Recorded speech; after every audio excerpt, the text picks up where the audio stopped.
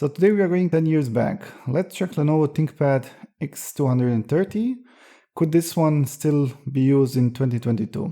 Let's find out. This machine is equipped with Intel's 3rd Gen i7 processor, 8GB of DDR3 RAM and 500GB of SSD storage. On the left side we have wireless kill switch, PCI card slot, USB-A port, mini display port, VGA port, another USB-A port and air vents. On the right we have SD card reader, USB-A port, LAN port, audio microphone combo port and storage door. Front side is clean with only one groove so that the screen opening is much easier. On the back of this laptop we have air vents, opening and charging port. Trackpad is really small but it does work perfectly fine. We also have extra buttons and Lenovo Dot, which a lot of people are still using. With my model, fingerprint sensor is also included and works perfectly fine. On top left side of the keyboard we have some control buttons and a power button on the top right side. Typing experience on this keyboard is amazing. Keycaps are great and travel is just perfect for me. Even after 10 years this keyboard feels like new. Display lid have extra rubber standoffs on all sides so that when closed, display is not making any contact with keyboard.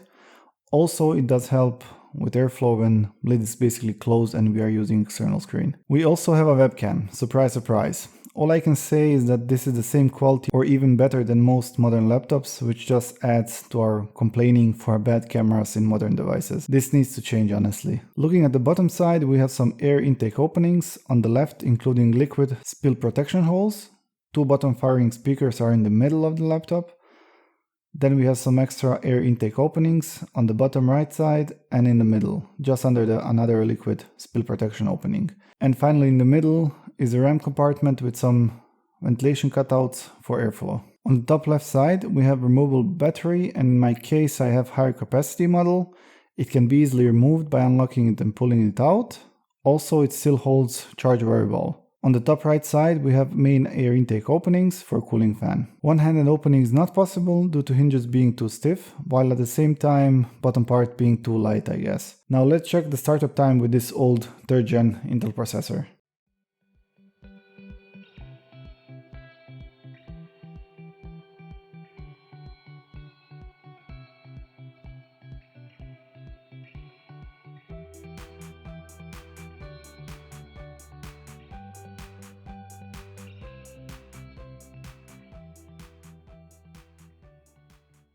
Now to the fun stuff, gaming.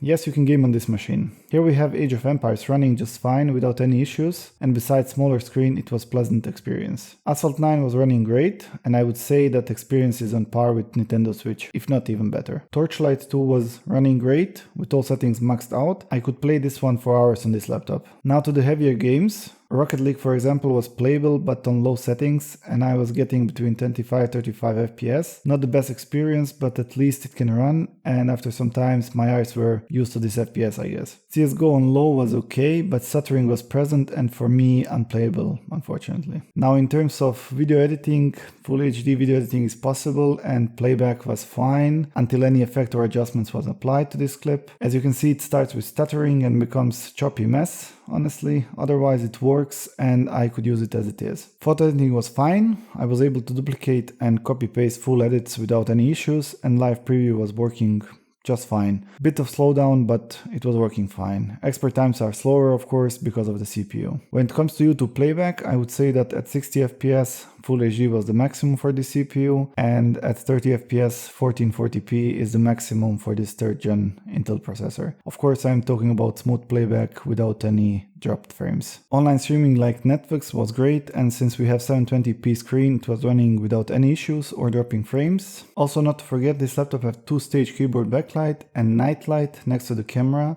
When night light is on, keyboard lights are turned off and we can use it at night without any problems. And now to answer the main question, if this machine can be used in 2022. Well yeah, it bloody can. Not for everything of course, but for home use and light stuff it's more than capable. Well thanks for watching and consider subscribing.